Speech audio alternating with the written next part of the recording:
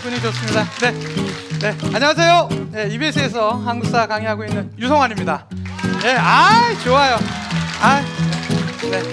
분위기 좋습니다. 행복합니다. 제가 한국사를 가르친 지는 이제 교직에서 한 10년 정도가 됐고요. 그리고 이제 EBS에서 이제 6년 차가 됐습니다. 참 감사하게 잘 가르치고 있는데, 이번에는 이렇게 또 현장 특강이라는 형태로 EBS 만나게 됐어요. 그래서 어떻게 할까 고민을 좀 하다가 보니까 어떻게 하면 그나마 그 내용적인 것들을 같이 전달하면서 지루하지 않으면서도 학생들과 또 학부모님들과 같이 소통하는 강의를 한번 해볼까 하다가 고민 끝에 찾아낸 게 뭐냐면, 이거 요즘에 뜨고 있는 명량이라든가 그 다음에 국제시장이라든가 또 최근에 암살, 이런 영화들을 같이 한번 나누면서 교과목의 내용과 좀 접목시킨다면 이거야말로 좋지 않겠냐? 역시 유성환이라니까 이런 생각하면서 같이 했었습니다. 지금은 교직에 제가 있지만 말년 꿈이 제가 사극 배우라 중간중간에 제가 연기를 할 거거든요. 그러니까 민망하더라도 그냥 웃으시면 돼요. 역시 그냥 제가 순간 현빈도 됐다가 또 제가 또 누구도 됐다가 누구도 됐고 할 거예요. 그러면 그냥 제가 빙의할 테니까 그냥 그거대로 찾아와 주시면 되겠습니다. 아셨죠? 좋습니다. 처음 한번 들어가 보도록 할게요. 우리가 만날 첫 번째 작품은 바로 이겁니다. 선덕여왕. 이 기가 막히지 않았습니까? 이게 최고 시청률이 얼마나 나온지 아세요? 지금은 상상할 수도 없는 시청률 43.6%까지 나왔습니다. 지금은 아마 그 어떤 드라마도 이렇게 아마 못 나올 겁니다. 2009년 작품이라 아마 지금 고등학생을 다니는 여러분들이 아마 한 초등학교 때 정도 봤을 영화인데요. 어떤 장면들이 기억나요? 드라마 선덕여왕 하면 미실과 덕만의 그 싸움. 근데 저는 그 장면이 하나가 딱 영화 중에서 크게 두 장면이 기억이 나는데요. 첫 번째는 미실과 지능왕의 대화, 지능대제라고 불리는 지능왕의 대자하면서 혹시 호랑이 일화 기억나세요? 뭐라고 그러냐면 젊은 미실과 지능대제가 같이 힘을 합쳐서 신라를 세우잖아요. 근데 뭐라고 그러냐면 자기 한쪽 팔이 호랑이에 물렸을 때를 얘기합니다. 난 한쪽 팔이 호랑이에 물렸지. 그런데 난 이것을 빼지 않고 내 남은 손으로 단칼로 호랑이의 목숨을 끊어버렸어. 근데 이 일화는 희한하게 그 이후에 나의 삶에 너무나 큰 영향을 미쳤지. 종종 난 이런 생각을 해본다. 마치 왕의 위치가 한 팔이 물려있는, 호랑이에게 한 팔이 물려있는 바로 그 위치라고. 종종 이 내 팔을 문 건 백제일 때도 있었고 고구려일 때도 있었어. 그리고 나를 못 살게 무는 귀족이기도 했지 라고 이렇게 얘기를 합니다. 그러니까 옆에서 또 미실이 또 받쳐줘요. 역시 그 폐하에 물렸을 때도 물러나지 않고 찌를 수 있는 용기가 지금의 우리의 신국을 세웠군요. 이렇게 이제 얘기를 하니까 아마도 장수들이 나보다 더 용맹하지? 라고 얘기를 합니다. 아니 그러면 그 폐하의 잘된 그 판단력 때문에 아마 지금의 신국이 이렇게 세워졌군요. 라고 얘기를 합니다. 아니야. 나는 무수하게 잘못된 판단을 했었어 라고 얘기를 합니다. 아니 그러면 무엇이 지금의 당신을 만들었습니까? 라고 미실이 묻죠. 그러자 지능왕이 얘기를 합니다. 바로 사람이야. 내가 처음에 호랑이를 죽일 땐 나 혼자였지만 내가 처음에 호랑이를 죽였다는 얘기를 듣고 그 다음엔 100명이 우리와 함께 했어. 그리고 나서는 더 많은 인원이 또 우리와 함께 했지. 결국엔 그 사람이 나를 지켜줬어. 넌 시대를 만들고 싶니? 시대가 네 거이고 싶어? 그러면 다른 걸 구하지 말고 사람을 구해라 라는 멋진 말을 합니다. 그러고 나서 아마 여러분들도 기억하실 거예요. 그 드라마에 딱 나오잖아요. 여러 왕들을 막 폐위시키는 과정 가운데 중에 폐하, 포시 없어서 미실의 사람들이 옵니다. 바로 미실의 시대에 옵니다. 딱 얘기를 하잖아요. 죄송합니다. 좀 아직까지 제가 지금 덜 걸렸어요. 조금 뒤엔 더 잘할 겁니다. 기대해 주세요. 다시 할 수는 없고요. 어쨌든 그런 과정에서 덕만을 죽이기도 했었습니다. 이제 덕만을 죽이기 위해서 막 노력들을 하잖아요. 그런데 이제 이효원 씨, 너무나 아름다우셨던 저기 이제 가운데 계신 이효원 씨께서 어떻게 하시죠? 결국엔 어려움을 극복하고 김유신의 도움을 받기도 하고요. 등등 하는 과정에서 어떻게 됩니까? 결국에는 나라를 세웁니다. 그렇죠? 나라는 이제 여왕이 되는데요. 끊임없이 다툼이 벌어졌었습니다. 그러다가 이제 거의 마지막 50회 정도 미실의 죽음 과정인데 보면 그 장면이 기억납니다. 아마 제 생각에는 선덕여왕에서 가장 중요한 장면이 아닐까 싶은데요. 결국에는 군사력을 얻은 덕만이요. 미실을 쫓아내요. 그러고 나서는 전방위적으로 다 공격을 해대고 있었습니다. 그러자 딱 초원 위에서 막살 하나 딱 짓고 미실과 덕만, 선덕 여왕이 딱 그 양자 회담을 합니다. 딱 앉아가지고요, 뭐라 그러냐면 덕만이 미실에게 얘기합니다. 우리의 군대는 당신의 군대를 이겼습니다. 어디를 우린 정복했고 어디를 지금 해나가고 있습니다. 당신은 이젠 가능성이 없습니다. 제발 저와 함께 하시죠. 제 밑으로 들어온다라는 표현이 그렇다면 저와 함께 연합해서 이 신국을 더 좋은 나라로 한번 만들어가 보시죠. 어떻습니까?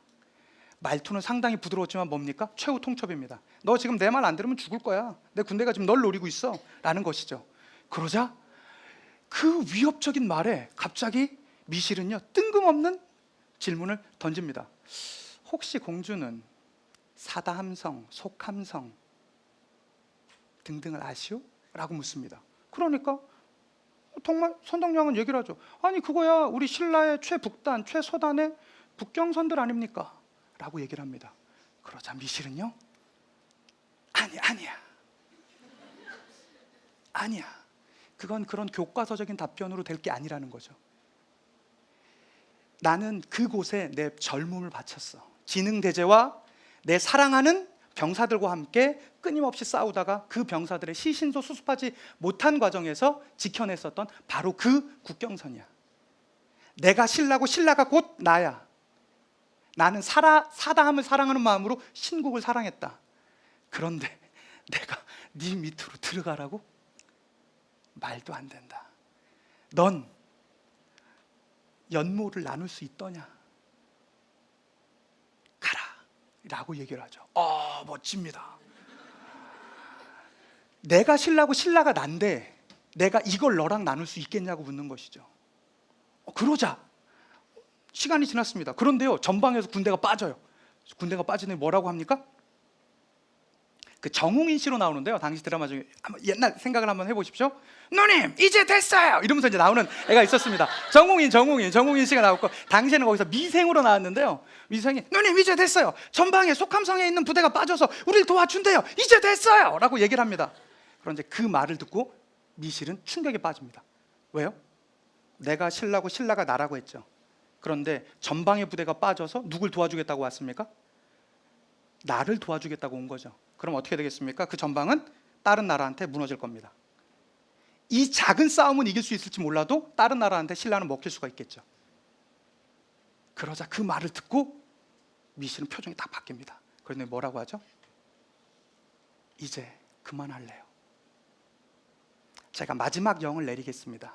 지금 가장 날랜 병사를 뽑아 그 장군한테 가서 내려오지 말고 나를 도와주러 오르지 말고 전방에 가서 경계를 튼튼히 하라고 전하십시오.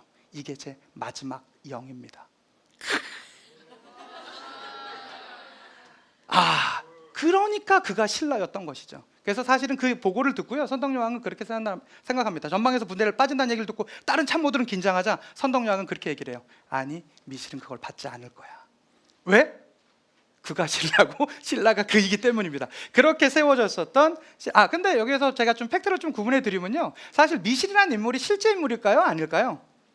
그런 말이 지금 많습니다. 사실은 화랑세기에 나와 있는 것인데요, 화랑세기는 지금도 역사학계에서 상당히 이게 위장 논란이 많이 있어요. 그게 지금도 사실 설왕설래합니다. 그렇기 때문에 뭐 그거 자체가 실제로 정말로 있었던 인물이다라고 이렇게 확정짓기는 좀 힘든데요, 역사 쪽에서는요. 그런데 우리에게 선덕여왕이 주는 미실의 이미지가 너무 강하기 때문에 우리는 그냥 마치 사실인 것처럼 그렇게 이제 버리게 되었었던 것이겠죠. 그런데 혹시 이거 아세요? 선덕여왕이 어느 시대 정도일까요? 인물로 치자면요, 세기로 치자면 6에서 한 7세기 초반 정도의 인물입니다. 한 요 정도 보시면 돼요. 이건 이제 제가 그 정리한 그 강의 파일 내용인데요, 이제 필기 내용인데요, 신라 상대 7세기 초에 해당됩니다. 그래서 이제 그 선덕여왕은 기본적으로 우리 역사에서 의미를 갖는 거는 뭐가 있습니까? 우리나라 역사상 최초로 여왕이었었다라는 거. 그래서 선덕여왕이 왕이 되기 위해서 결국에는 성골의 개념을 가져온 게 아니냐라는 그런 이제 얘기가 있습니다. 그 다음에 선덕여왕의 뭐니 해도 역사적으로 가장 큰 업적은요, 황룡사 9층 목탑이에요. 저게요, 나무만으로 진 겁니다. 약 80층 높이입니다. 9층이라서 우리가 알고 있는 9층이 아닙니다. 그리고 목탑입니다. 나무만으로 지었었고요. 이게 안타깝게도 몽골 때 소실이 돼. 몽골 침입 때 불타 없어져요. 뭐 전설에 따르면 뭐 일주일 동안 불탔다라고 하는데 아무리 봐도 그거는 조금 약간 뻥이 좀 심했던 것 같아요. 아니, 나무인데 뭐 몇 시간이면 아마 불타지 않았었을까 싶은데, 황룡사 구축 목탑을 하면 저걸 왜 지었냐면요, 주변에 여러 나라들이 9개의 나라들이 저걸 짓게 되면 우리에게 이제 복속해 들어올 것이다라는 그런 의미로 했다라고 합니다. 그런 그만큼 신라의 확장의 그 기본에 딱 삼국통일의 기초적인 모습을 보여줬던 게 바로 이 선덕 여왕 때입니다. 뭐 분황사라든가, 그다음에 아마 드라마에서도 나오는 첨성대, 아마 한 번쯤은 보셨을 것입니다. 360개의 돌로 365개의 돌로 만들어져서요, 그랬었다라는 거. 그 다음이 이제 그 동생이었던 진덕 여왕이 들어갔었고요. 그 다음이 무열왕, 그 다음이 문무왕. 삼국통일은 문무왕 때 합니다. 요것도 모르는 학생들이 생각보다 많더라고요. 삼국통일은 문무왕 때 삼국통일하고요. 그의 아들이 누굽니까? 뉴스페이퍼 왕 신문왕입니다. 뉴스페이퍼죠. 신문왕은요, 뭐 신라 중대하면 우리가 흔히 아는 왕권 강화기 아닙니까? 최대 왕권 강화를 보여줬었고요. 근데 그 아빠 이 문무왕도 보통이 아니에요. 저 아빠가 뭐 한 사람이냐면 삼국통일을 완성했잖아요. 근데 죽고 나서요, 마지막까지 애프터 서비스가 엄청납니다. 죽고 나서 뭐라고 그러냐면, 보통 이제 왕릉을 만들 거 아닙니까? 나 왕릉 만들지 마. 근데 딱 보니까 지금은 이제 국내도 내지만 저 이제 외적이 좀 고민이야. 나는 저기 바닷가 근처에 보면 돌 보이지? 저기다가 내 시신을 안치해라. 그리고 나는 드래곤이 돼가지고 뭐 하겠다? 외적이 넘어오면 내가 막아줄게라고 합니다. 얼마나 고맙겠습니까? 그래서 그 여기 감포에 있거든요. 경주 옆에 가면 그 해안가 감포인데요. 감포 옆에 그 가문사라는 절을요, 그 아들이었었던 그 신문왕이 만듭니다. 왜 가문사일까요? 아버지의 은혜에 감사해서 가문사 절을 만들었던 게 바로 이 신문왕. 요렇게. 그래서 신라의 삼국통일의 그 중심에 서 있던 바로 왕, 그 왕이 누굽니까? 선덕 여왕이 되겠습니다. 우리 이효원 씨로 알아두시면 될 것 같고요. 그 다음 제가 이제 결정했었던 드라마는요, 바로 이 드라마입니다. 뿌리 깊은 나무. 최고의 드라마입니다. 최고의 드라마입니다. 왜 최고냐? 지금부터 이제 좀 이따 연기 들어갈 텐데요. 그 앞에 있었던 거는 고려시대 한번 잠깐만 정리해 볼게요. 고려시대 보면 예전에는 아마 아버님들은 아마 아실 겁니다. 무인시대라는 드라마가 있었어요. 무신정권기 들었던 이제 드라마 있었는데, 그 드라마 전 너무 좋아했었고요. 뭐 그 다음에 나왔던 거 최근에 있었던 뭐 무신이라는 드라마도 있었고, 그 다음에 EBS라 차마 실 수는 없었지만 이제 19금 영화 쌍화점도 고려 후기 때 있었습니다. 여학생들 아주 좋아하네요. 우리 조인성 씨랑 그랬던 드라마를 거쳐서, 그 다음에 최근에 얼마 전에 KBS 드라마 정도전이 있었죠. 그래서 정도전보다 시기적으로는 약간 뒤에, 그 다음에 아주 강력한 왕권을 추구했었던 태종과 그의 아들 세종의 이야기, 그리고 세종의 이 한글 창제의 비밀의 이야기가 나와 있는 게 바로 이 뿌리 깊은 나무였었는데요. 뿌리 깊은 나무의 주된 내용은 우리나라의 그 한글 창제와 관련됩니다. 그런데요, 이 한글 창제보다 제가 가장 인상적이게 봤었던 건, 전 이렇게 배웠었거든요. 제가 대학 때든 아니면 꾸준히 이제 책을 읽으면서, 태종은 아빠한테, 이제 자신의 아버지한테 왕위를 거의 빼앗다시피 왕이 됐었죠. 왕이 됐었고, 자기가 죽기 한 5년 전쯤에 왕위를 아들인 세종에게 물려주고 아주 그 순조로운 왕권 통치기를 해줬기 때문에 이 세종대왕 때 아주 번창할 수 있었다. 전 그렇게만 생각했습니다. 그런데요, 이 드라마를 보고요, 생각이 좀 바뀌었어요. 생각이 깊이 바뀌었습니다. 그들의 그 트라우마, 그들의 그 어마어마한 다툼 없었을까요? 있었습니다. 무엇보다 태종은요, 나 개인이 거의 조선이라고 생각했어요. 내가 조선이고, 이거 미실이랑 똑같은데? 내가 조선이고 나라고 생각했습니다. 권력은 그 누구랑도 나눌 수 없다라고 믿었습니다. 실제로 태종이 그 왕이 되는 과정에서 1, 2차 왕자의 난을 겪게 되거든요. 그 왕자의 난 가운데 가장 크게 도움을 줬던 게 자기 아내 민씨였었어요. 실제로 그 아내가 사실 그 2차 왕자의 난 거의 완전 당하는 줄 알았어요. 1차 왕자의 난 과정에서. 그런데 갑자기 아내가 저기 왜 이렇게 고민하세요? 일로 오세요. 그랬더니 광문을 딱 여는데요, 지금으로 치자면 막 탱크, 바주카포 이런 게 쫙 나오는 거예요. 그 광에서. 무기가 실제로는 태종이 가진 게 없었습니다. 근데 그 아내가 머리가 좋았어요. 그리고 미리 준비를 해줬습니다. 그래서 딱 좀 해놓고 혹시 이게 조금이라도 도움이 될까 봐 이렇게 줬더니 뭐 태종이 정말로 고맙죠. 그래서 그걸 가져다가 실제로 본인이 이제 왕자에 올라가게 되는데 도움이 됐는데요, 왕이 되고 나서는 생각이 바뀝니다. 어떻게 합니까? 그는요, 자기 모든 중심으로 나라 운영되길 바랬거든요. 그러다 보니까 어떻게 됩니까? 딱 상황 보니까 자기 그 아내 왕비 민씨에는 동생이 넷이 있었어요.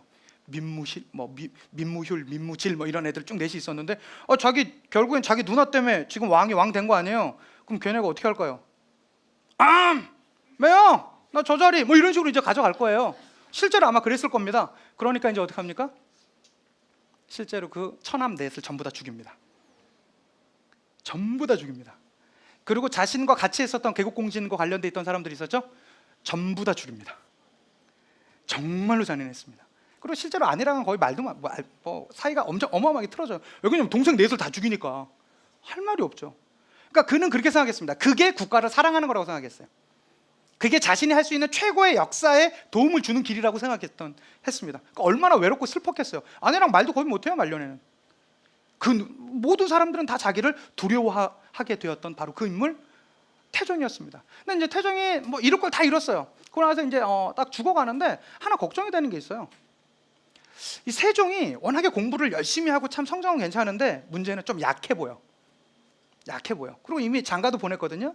이제 심씨 부인에게 이제 장가를 보냈는데, 심씨 일가한테 장가를 보냈는데 그 아빠가 누구냐면, 그러니까 세종의 장인이죠. 심온대감이에요. 그 드라마에서도 나오는데 당시 영의정이었습니다.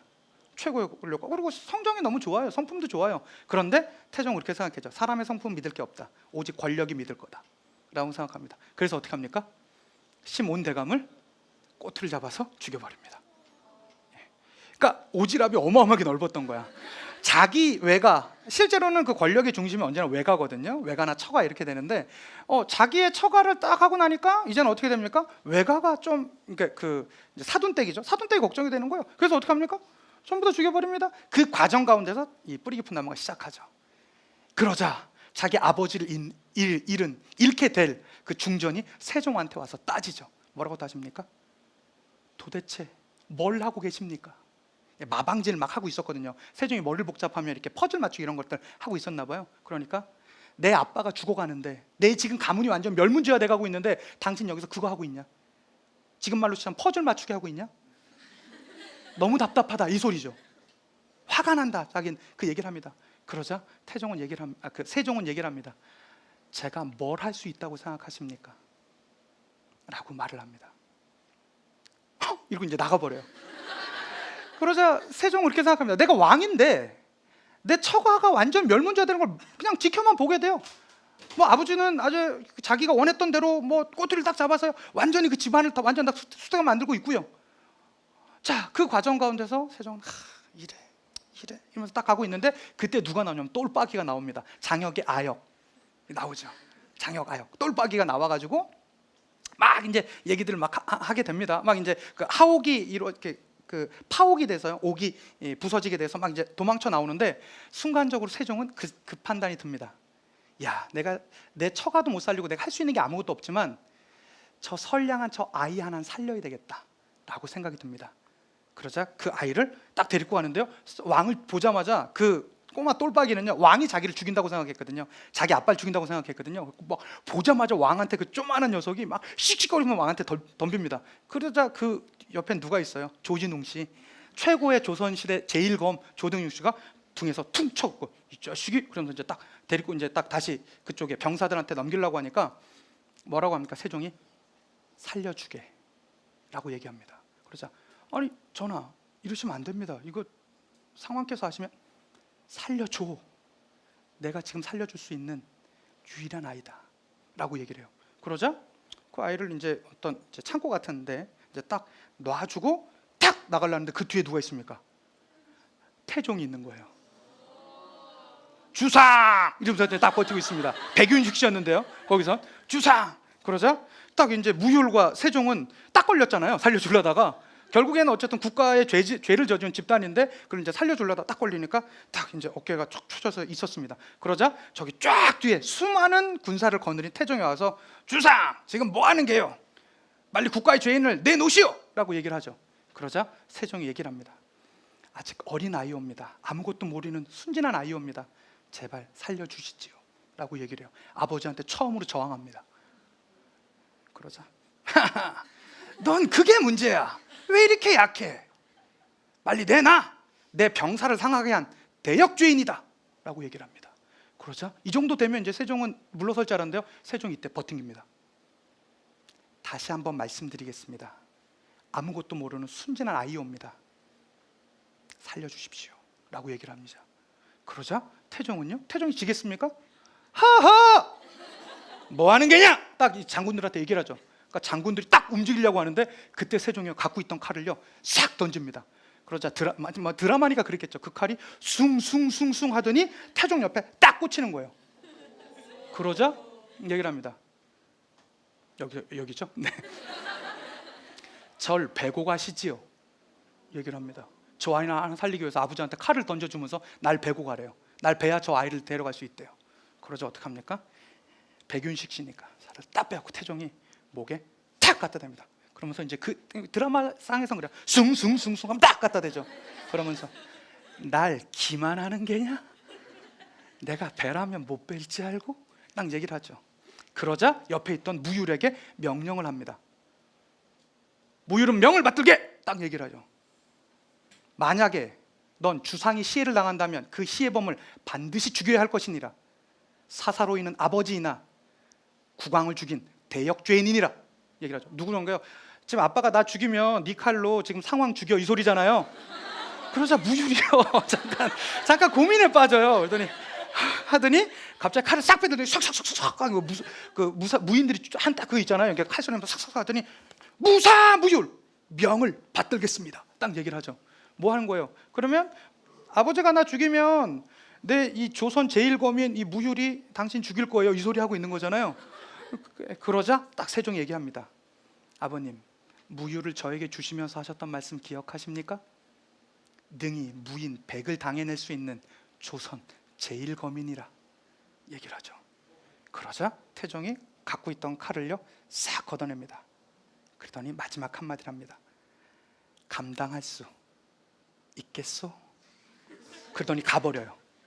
뭘 타고 버려. 그러자 이 세종은 딱 서 있다가요 막 이 다리가 이제 딱 앉아버리는 거예요. 그 다리가 너무 풀렸던 것이죠. 이제 거의 죽음 직전으로 가니까. 그러고 나서 문제는 그 다음 날부터 진행이 됩니다. 어떻게 진행됐습니까? 갑자기 아버지가요 빈 반찬통을 줍니다. 그러니까 당시에는 그 극중에서 찬압통이라고 했는데요, 그 밥을 넣어주는 게 아니라 빈 통을 줘요. 이게 그 중국 고사에 따르면 굶어 죽으라는 의미래요. 그리고 왕이 어전회의를 나갔는데요 아무도 안 와요. 왕이 어전회의를 나갔는데 아무도 안 와요. 다 누구한테 가 있습니까? 아버지한테 가 있습니다. 아버지가 군권을 잡고 있었거든. 아무도 안 옵니다. 그는 고민에 빠집니다. 이거 죽으라는 소리인데 어떻게 해야 될까? 어떻게 될까? 역시 마방진을 계속합니다. 퍼즐 막 혼자 맞추고 있어요. 막 죽기 직전인데 막 머리를 막 굴리면서 막 맞추고 있어요. 막 맞추고 있는데 맞추고 있다 보니까 어떤 문제가 터집니까? 그가 생각해냅니다. 그래, 난 이 싸움에서 이길 수 있어 라고 판단합니다. 그러더니 그 드라마상에서 보면 기가 막힌데요, 문을 쫙 열고요 화살이 수백 개 화살이 딱 날라오는데 거기를 딱 묵묵히 걸어가요.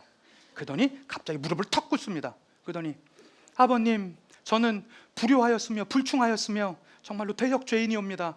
목숨을 끊어서 그 죄를 갚는 것이 산의 도리이겠지만, 그렇지만 부모보다 먼저 죽는 것이 불효 중에 가장 크다 하였으니 죽지 못하고 이 목숨 살아왔습니다. 한 번만 용서해 주시지요 라고 얘기를 합니다. 그러자 좀 애매해졌잖아요. 신하들이 쭉 있고 이제 태종이 원래 원했던 그림이 이게 아닌데. 그러자 태종이 탁 내려옵니다. 타박타박 걸어오면서 뭐라 그러냐면, 그래, 지금 주상의 말에는 효도 있고 충도 있군. 그러더니 귀 속에 대고 얘기합니다. 그런데 단 하나가 없어. 진심. 딱 얘기하죠. 그러자 송중기 씨입니다. 송중기, 한석규 씨 아니라 송중기 씨가 딱 있다가 전하의 총명이 예전과 같으니 감사할 따름입니다. 무슨 소리예요? 당신 말이 맞다란 소리 아니야. 난 지금 진심이 없이 얘기하고 있다. 그렇게 얘기가, 전하의 총기가 예전과 다름이 없으니 감사합니다. 이렇게 얘기를 하죠. 그러니까 네가 지금 날 능멸하는 게냐? 라고 얘기를 합니다. 그러자 세종이 얘기합니다. 목소리를 낮추시지요. 당신께서 세운 이 나라의 왕입니다. 그러자 좀 당황합니다. 저는 제가 이 싸움에서 질지 알았습니다. 그런데 고민하다 보니까 이 싸움의 승자는 제가 될 수밖에 없어요. 왠지 아세요? 전 당신보다 젊으니까.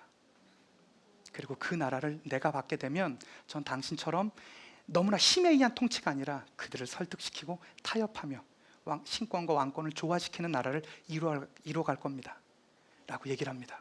그러자 태종이 그렇게 얘기를 하죠. 뭐? 신하들과 좋아하고 타협하고 대화한다고? 그게 사람이 할 짓일 것 같냐?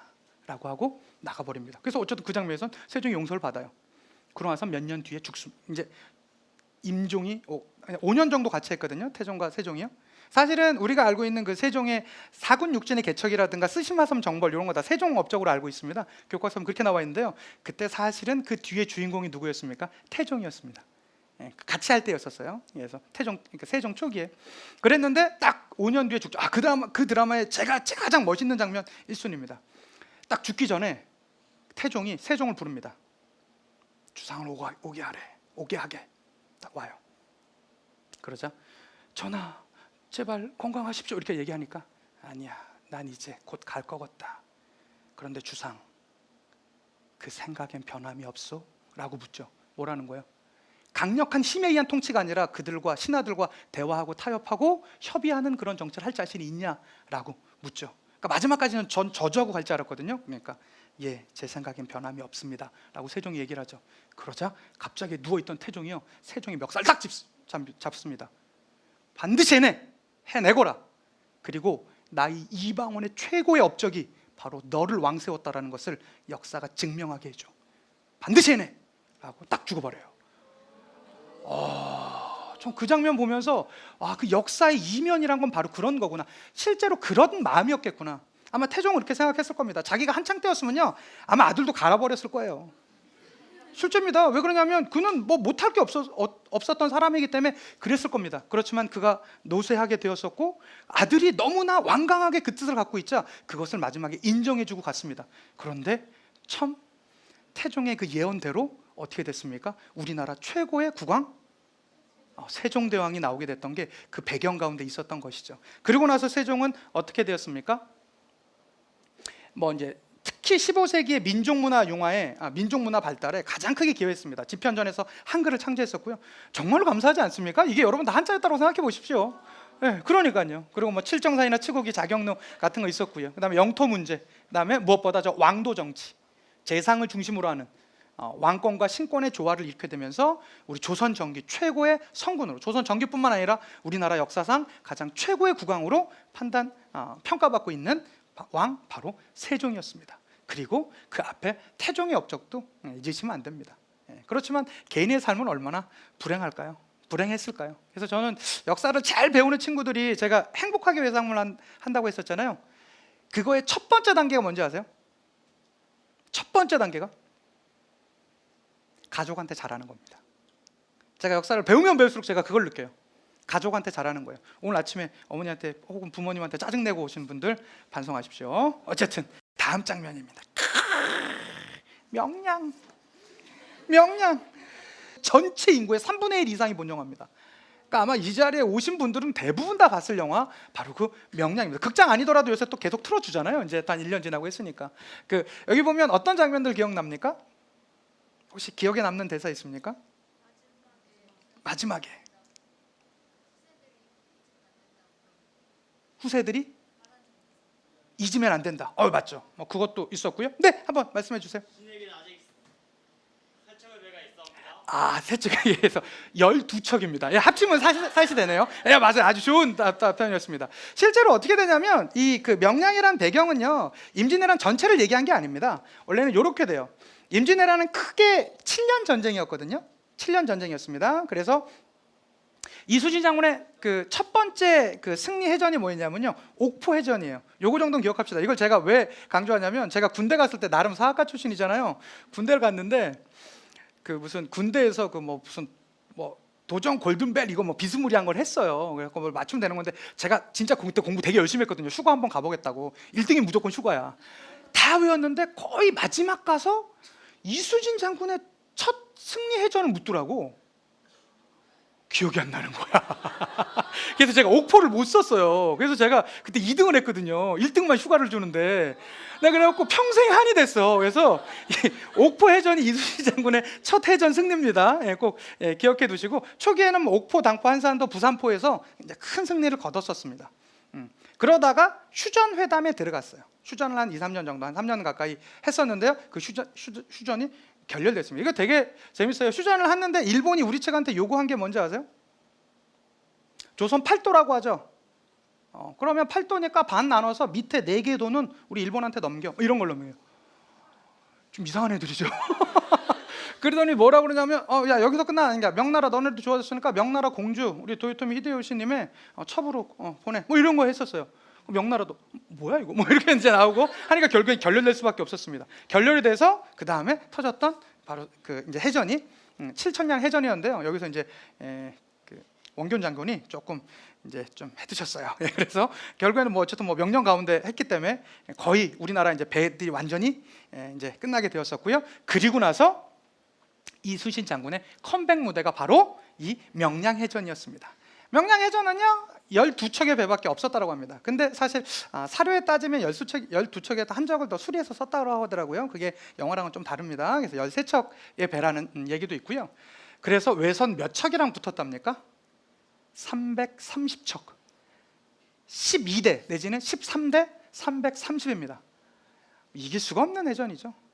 그러니까 당시에 조정에서는 그렇게 해요. 이거 해전엔 이게 가망이 없으니까 너 이제 올라와서 육군에서 이제 육지에서 싸우자라고 하자. 뭐라고 합니까? 조선의 바다를 버리는 것은 조선을 포기하는 것이다 라고 하면서 마지막까지 항전을 하죠. 그리고 나서 그 편지에 써 올리잖아요. 왕에게. 국왕이 왜 그러냐면 육군이랑 합쳐서 싸우라거든요. 그러니까 신에게는 아직 12척의 배가 있사옵나이다. 그러니까 거기서 나온 거죠.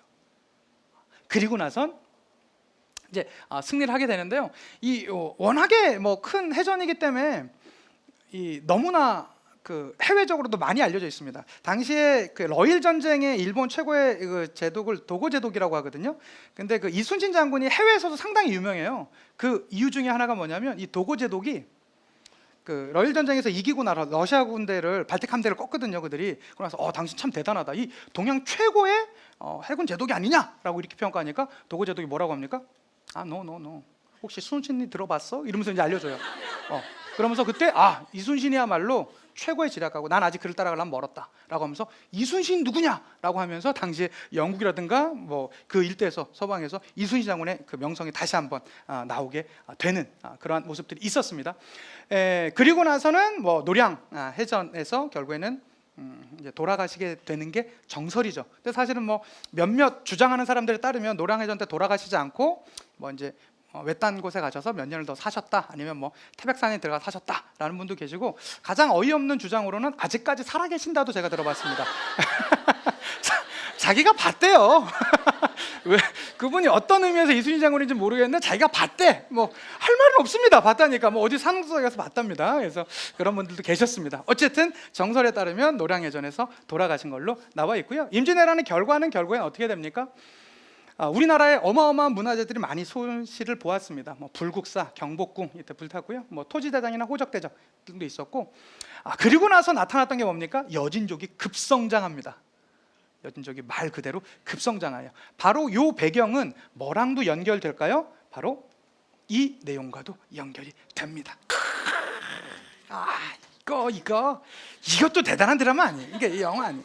이거는 광해 8년경에 승정원의 일기의 기록이 한 15일 정도가 사라진답니다. 그래서 이 광해가 늘 위협을 받던 왕이었었기 때문에 그걸 좀 약간 대신해 줄 만한 사람을 좀 찾지 않았을까라는 영화의 모티브에서 이제 시작되게 되는데요. 이 광해 내용 보면 이제 광해군의 기본적인 이제 업적이 되겠습니다. 전란 수습. 임진왜란 과정 가운데 그는 쇠자가 되거든요. 왜 그러냐면 사실은 우리 역사상 그 선조를 평가할 때 선조에 대한 평가가 그리 좋지 않잖아요. 왜 그렇습니까? 왜 그렇습니까? 일단 기본적으로 도성을 버리고 도망갔다라는 거. 어마어마하죠. 당시 일본 사람들은 정말로 상상하지 못할 일이었습니다. 왜냐하면 일본 당시에 그 왜군들이 와서는 그들은 거의 성을 버리고 간다라는 게 일반적으로 거의 없는 일이래요. 근데 왕이 도성을 버리고 왔잖아요. 그래서 상당히 놀랐었다고 하더라고요. 그래서 의주 지역 갔는데 가는 과정 가운데 일본이 혼자 쫓아오면 좀 본인이 더 크잖아요. 그래서 리스크를 나누자. 그래서 어떻게 합니까? 다 그렇게 안 좋아했었던 당시의 광해군을요, 세자로 책봉합니다. 그러더니 우리 이제 조정이 2개다라고 해서 분조라고 하거든요. 조정을 나누었다고 그래서 실제로 자기는 이제 의주에 가 있고 나머지 이제 광해군은 전국을 다니면서 의병을 조직하게 하고요. 그런 과정 가운데 있었습니다. 자, 그렇게 했으니까 전쟁이 끝났으면 이제 어떻게 해야 돼요? 왕으로 세워줘야 되겠죠. 그런데요, 선조는요 컴플렉스도 심하지만 상당히 광해군에 대해서 안 좋아해요. 자기가 부족한 건 다 갖고 있습니다. 선조는 기본적으로 되게 서자 출신, 조선 출신 최초의 서자 출신 왕이거든요. 서자라는 게 뭐냐면 그 양반으로 치자면 첩의 자식, 그러니까 후궁의 자식이에요. 후궁의 자식이다 보니까 안 그랬으면 좋겠는데 광해군도 후궁입니다. 그것도 첫째가 아닌 둘째입니다. 근데 워낙에 명석했기 때문에 이제 세자는 이제 했었는데요. 이거 마음에 안 드는데. 그러고요, 전쟁이 끝났더니 사람들이 자꾸 막 선조한테 뭐라고 그래요. 아니 그때 근데 왜 떠났어요? 나 이해 안 돼. 막 이러고 있는 거예요. 근데 저기 옆에서 광해군이 뭐 그 정도 가지고 막 이러고 있는 거예요. 그러니까 얼마나 보기 싫었겠어요. 뭐 광해군, 저 광해군처럼 못하고 왜 그랬어요? 막 이런 여론들이 아마 들렸을 거 아니에요. 그런데 광해군은 막 저기서 또 묵묵히 있으니까 더 싫은 거예요. 세자만 16년을 합니다. 그래서 그리고 나서는요, 또 한 번의 위기가 있었습니다. 당시에 그 선조가요, 임목대비라는 분과 50이 넘은 나이에, 지금의 여러분 나이에 그 이제 여성과 세장가를 가세요. 세장가를 가십니다. 세장가를 가셨는데 아들을 낳았을까요? 못 낳았을까요? 낳습니다. 그게 누굽니까? 영창대군입니다. 근데요, 나이 차이는 많았지만 그는 본부인이에요. 쉽게 말해서 중전입니다. 근데 영창대군이 2살, 아마 그때요, 영창대군이 한 4, 5년만 더 살았으면 왕위가 영창대군한테 갔을 겁니다.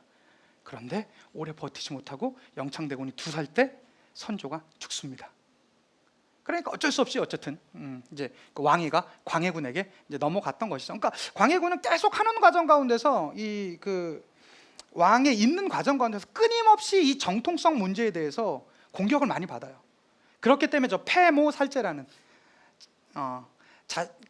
자신의 새어머니, 자신보다 나이가 훨씬 어렸습니다. 새엄마가 그 임목대비를 폐비시켜 버립니다. 그리고 그 동생이었었던 영창대군을 죽일 수밖에 없었습니다. 그걸 우리는 폐모살제라는 건 윤리적 문제라고 하거든요.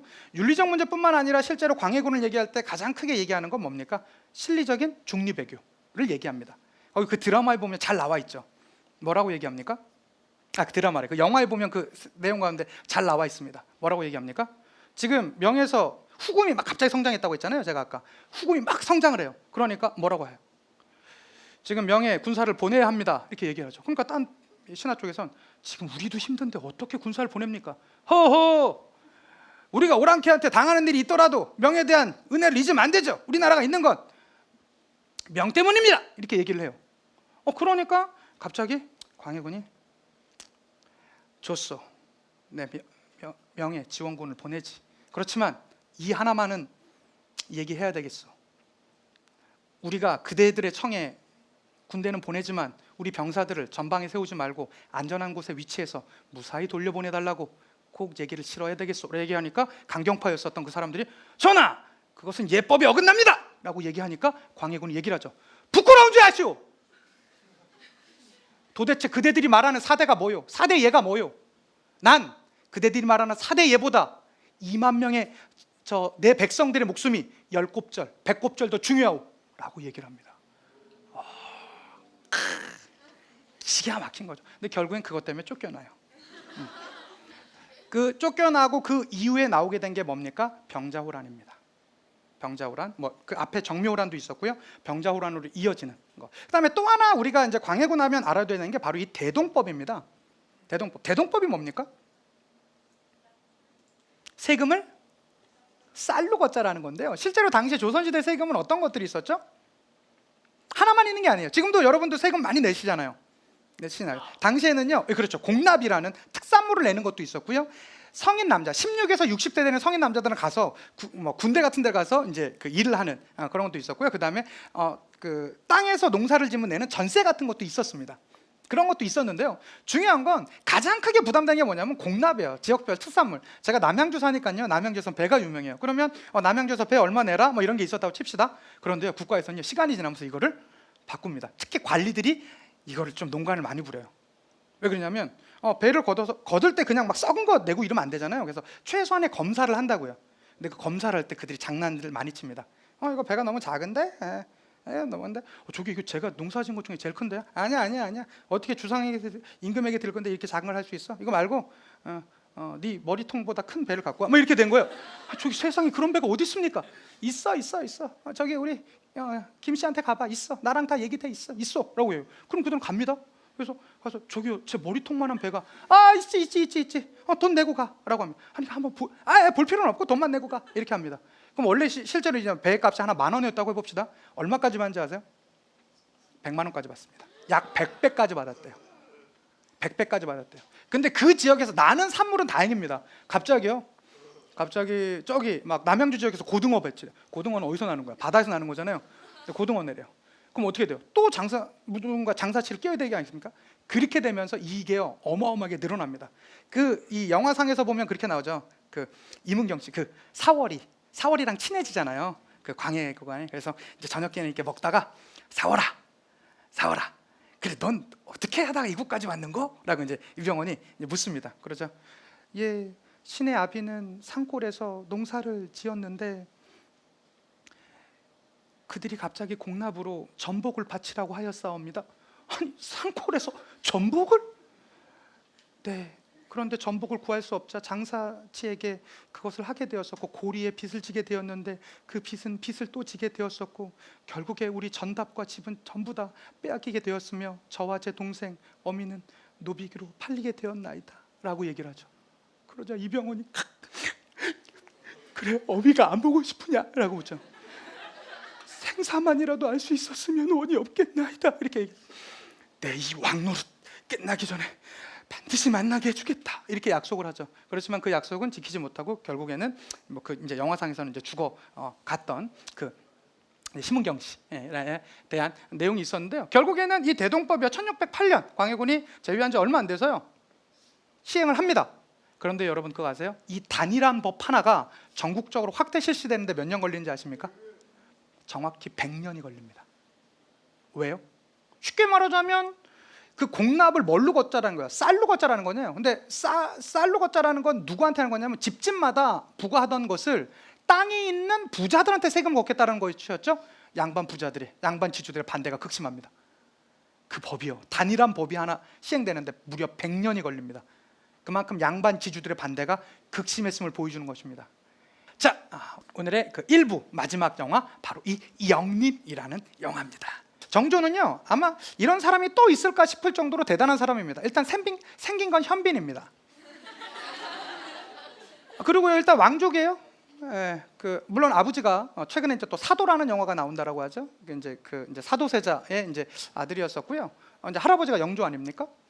그래서 이제 아버지가 억울하게 이제 죽음을 당하고 자기는 어려운 과정 가운데 결국에는 이제 왕이 됐습니다. 그런데 끊임없이 생명에 대해서 위협을 받아요. 그러자 그건 어떻게 합니까? 잠을 안 자요. 실제로 누군가 자면 죽이러 올까 봐. 잠을 안 자면 그냥 가만히 있을 수는 없잖아요. 심심해서 책을 보기 시작합니다. 근데 책을 보는데 그냥 그때 자신의 천재성을 깨달아요. 책을 보는데 까먹질 않는 거야. 호호? 봐? 이거 봐라? 까먹질 않습니다. 여러분 그거 아십니까? 왕은 최고의 권력가일 수 있지만 최고로 모든 학문에 정통합니까? 가장 똑똑한 사람입니까? 대부분 아닐 겁니다. 근데 종종 그래요. 생각해 보세요.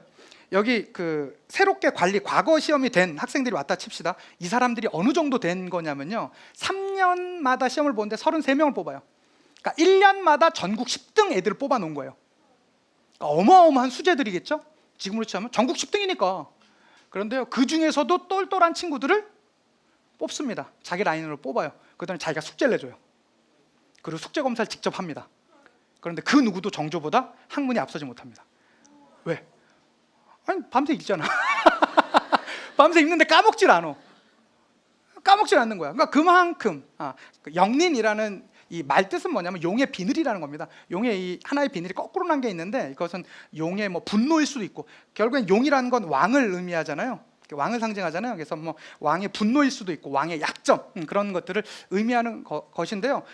결국엔 어려운 가운데 왕이 됐지만 그 당시의 노론 세력은 이 정조가 왕이 되는 걸 보는 것을 그렇게 쉽게 생각하지 못합니다. 그래서 어떻게 합니까?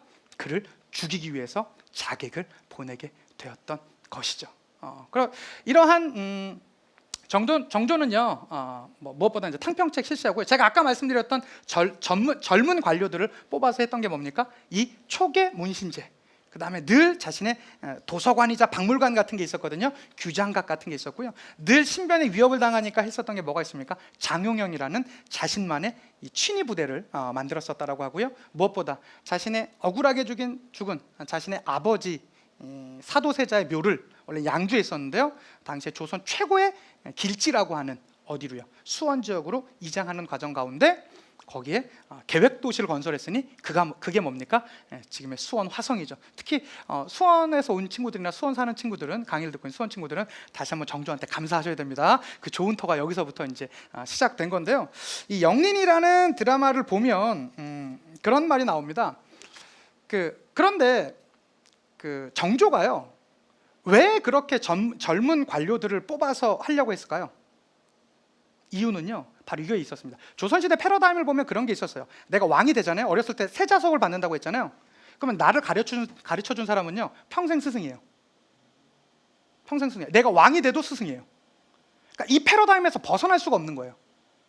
그러니까 내가 이렇게 왕이 되었고 이런 정책을 하려고 하는데 갑자기 나를 가르쳤던 옛날에 그분이 허허 전하 그러시면 안 됩니다, 이렇게 나와버리면 이게 좀 왕의 이게 그 면이 서지 않는 것이죠. 실제로 말발이 상당히 좀 약했었습니다. 그러다 보니까 정조는요, 똑똑한 사람이었잖아요. 이 패러다임을 바꿔버립니다. 그래? 난 그렇게 생각 안 하는데? 내가 왜 임금인데 스승일 수 없지?